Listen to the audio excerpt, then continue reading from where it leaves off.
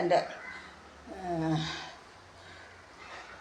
YouTube channel കാണുന്നവർക്ക് എല്ലാവർക്കും നമസ്കാരം. എല്ലാവർക്കും സുഖമാണെന്ന് വിചാരിക്കുന്നു.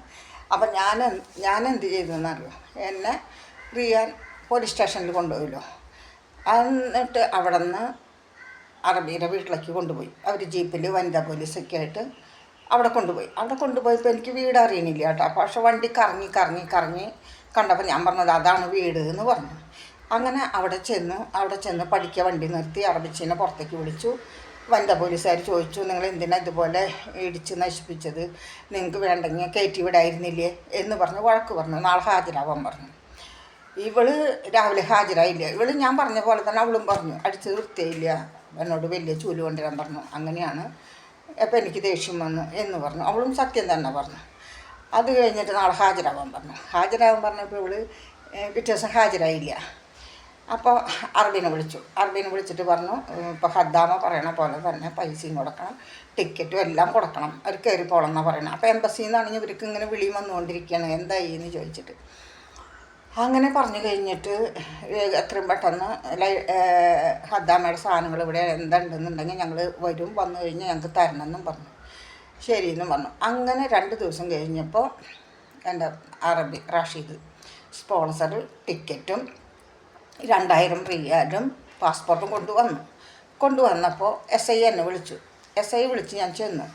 അപ്പോൾ SI അവരൊക്കെ ഒരു സെറ്റാണ് ടാർഗുകൾ വിളിച്ചിട്ട് പറഞ്ഞു, ലൈല ഇതൊക്കെ കൊണ്ടുവന്നിട്ടുണ്ട്, ഒപ്പിടാൻ പറഞ്ഞു. അപ്പോൾ ഞാൻ പറഞ്ഞു, ഇല്ല സാറേ, എൻ്റെ ഇടത്തെ കയ്യിൽ ഇത് വെച്ച് തരിക, അപ്പം ഞാൻ വലത്തെ കൈ കൊണ്ട് ഒപ്പിടാം എന്ന് പറഞ്ഞു. അപ്പോൾ SIക്ക് ഒരു മുഖത്തിനൊരു ഭാവവ്യത്യാസം.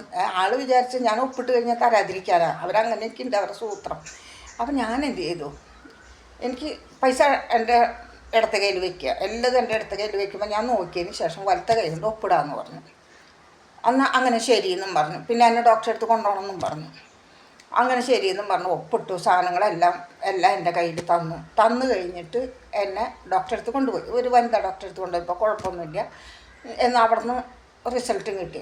അങ്ങനെ ഇവിടെ വന്നപ്പോൾ ഇവർ ഇന്ത്യൻ എംബസിയിലേക്ക് വിളിച്ചിട്ട് പറഞ്ഞു, എത്രയും പെട്ടെന്ന് ഇന്ത്യക്കാരീനെ ഇവിടെ നിന്ന് കൊണ്ടുപോകണം, ഞങ്ങളായിട്ടുള്ള ബന്ധം അവസാനിപ്പിച്ചു എന്ന് പറഞ്ഞു. അപ്പോൾ അവിടെ നിന്ന് ഇന്ത്യക്കാർ എംബസിയിലുള്ളവർ ജീപ്പും കൊണ്ട് വണ്ടിയിൽ വന്നു എന്നെ ഇവിടെ നിന്ന് എല്ലാം റെഡിയാക്കി കയറ്റി. അപ്പോൾ അറബിച്ചയുടെ അടുത്ത് പോയി ഡ്രസ്സുകളൊക്കെ വനിതാ പോലീസ് പോയി എടുത്തു കൊണ്ടുവന്നു, എല്ലാം എൻ്റെ കയ്യിൽ തന്നു. അങ്ങനെ എംബസിക്കാരെ ഏൽപ്പിച്ചിട്ട് എംബസിക്കാരിങ്ങനെ കൊണ്ടുപോവട്ടാ.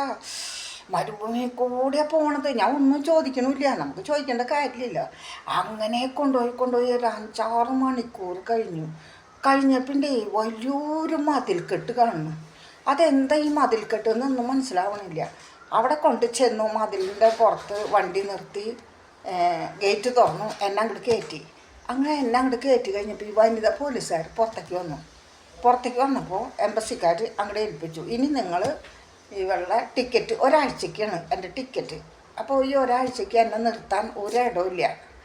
അപ്പോൾ ഇടമില്ലാത്തത് കൊണ്ട് എന്നെ കൊണ്ടുപോയത് ജയിലിലേക്കാണ്.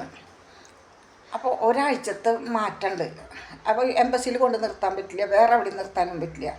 അങ്ങനെയാണ് ജയിലിൽ കൊണ്ടുപോയത്. അവിടെ കൊണ്ടുവന്ന് വനിതാ പോലീസുകാർ വന്ന് എന്നെ അങ്ങോട്ട് കയറ്റി കൊണ്ടുപോയി. എൻ്റെ തുണികൾ മേടിച്ച് വെച്ചു, എൻ്റെ കയ്യിലുള്ള കാശും എല്ലാതും അവർ മേടിച്ച് വെച്ചു. എന്നിട്ട് എന്നോട് പറഞ്ഞു, ഇത് അവിടെ റൂമുണ്ട്, പോയിക്കോളാൻ പറഞ്ഞു. അപ്പം ഞാൻ ശരി നമ്മൾ അങ്ങോട്ട് ചെല്ലുമ്പോഴേ ആ റൂം നിറച്ച് മലയാളി പെണ്ണുങ്ങൾ. അയ്യോ, എന്നെ കണ്ട വഴിക്ക് അവരൊക്കെ എന്താ ചോദിച്ചിട്ട് വരിക. അപ്പം ഞാൻ പറഞ്ഞു, ഒരു കുഴപ്പമില്ല, എൻ്റെ നെറ്റിമലത്തെ മുഴ അവർ കണ്ടു, ഇതാണ് സംഭവം എന്ന് പറഞ്ഞു. അപ്പം എനിക്ക് അടുത്ത ആഴ്ച ടിക്കറ്റ് അതിന് വേണ്ടിയിട്ടാണെന്ന് പറഞ്ഞു. അപ്പോൾ അവർക്ക് ഒരു കൂട്ടുകാരിയല്ല. അപ്പോൾ അവരൊരു 10-12 പേരുണ്ട് കേട്ടോ. അങ്ങനെ ഞാനും കൂടെ ചെന്നു. അപ്പോൾ വേറൊരു റൂമിൽ ആന്ധ്രക്കാർ, വേറൊരു റൂമിൽ തമിഴത്തിയോള്, വേറൊരു റൂമിൽ ഇന്തോനേഷ്യ, ഫിലിപ്പിനി, അങ്ങനെ വേറെ റൂമുകളിലാണ്. അങ്ങനെ അവിടെ ചെന്ന് കഴിഞ്ഞപ്പോൾ ഉച്ചയ്ക്ക് ഭക്ഷണം കഴിക്കാനായിട്ട് എല്ലാവരും പോയി പാത്രങ്ങൾ എടുക്കണു, വരിയായി നിൽക്കണു, ഭക്ഷണം മേടിക്കണു, എന്നെ കൊണ്ട് ചെയ്യിപ്പിക്കുന്നു, ഞങ്ങൾ കഴിക്കണു. പിന്നെ എന്താ പറയുക, വൈകുന്നേരം ഉച്ചയ്ക്ക് നല്ല ഭക്ഷണം. അത് കഴിഞ്ഞിട്ട് പിന്നെ പിറ്റേ ദിവസം രാവിലെ എല്ലാവരും പുറത്ത് വിളിച്ചാക്കിയിട്ട് വരിയായി നിൽക്കുക. എന്നിട്ട് എണ്ണിക്കയറ്റി ഓരോ റൂമുകളിൽ പോകാൻ പറയും. എന്നിട്ട് ഞങ്ങൾ പോയി കുളിക്കുക. ഭയങ്കര പാട്ടും കൂത്തും നല്ല രസമായിരുന്നു. എൻ്റെ ജീവിതത്തിൽ ഏറ്റവും സന്തോഷകരമായിട്ട് ഞാൻ ജീവിച്ചത് മസ്കറ്റ്, ഖത്തറിലത്തെ ജയിലിലും ഇവിടെ മഴവിൽ മനോരമയിലും. സ്വർഗ്ഗം, അതൊക്കെയാണ് സ്വർഗ്ഗം എന്ന് പറയുന്നത്. അങ്ങനെ അവിടെ അവരായിട്ട് നല്ല കൂടിക്കാഴ്ചയിലാക്കിയിട്ട് അങ്ങനെ നിൽക്കണിട്ട് അങ്ങനെ നിന്നുകൊണ്ടിരിക്കുമ്പോൾ ഇനി നാളെ പറയാം കേട്ടാ. എനിക്ക് സബ്സ്ക്രൈബ് ചെയ്യണം കേട്ടാ, ചാരിറ്റിക്ക് വേണ്ടിയിട്ടാട്ടോ സബ്സ്ക്രൈബ് ചെയ്തോളൂ കേട്ടാ. നന്ദി, നമസ്കാരം കേട്ടാ.